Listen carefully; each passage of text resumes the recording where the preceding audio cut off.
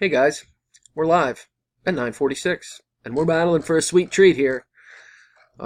Seth's Canadian Droids R2 graded 80 plus. It looks like there by CAS. Rad figure.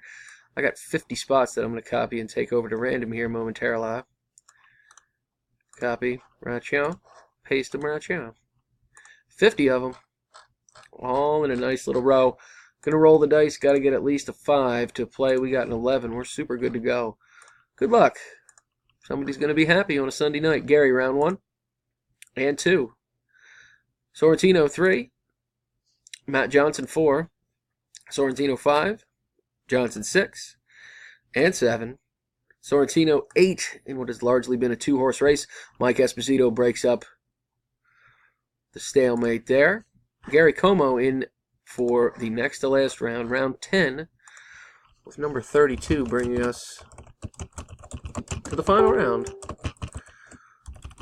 Good luck, guys. Here we go. And our winner is Gary Como, and at number 50. Congratulations, Gary.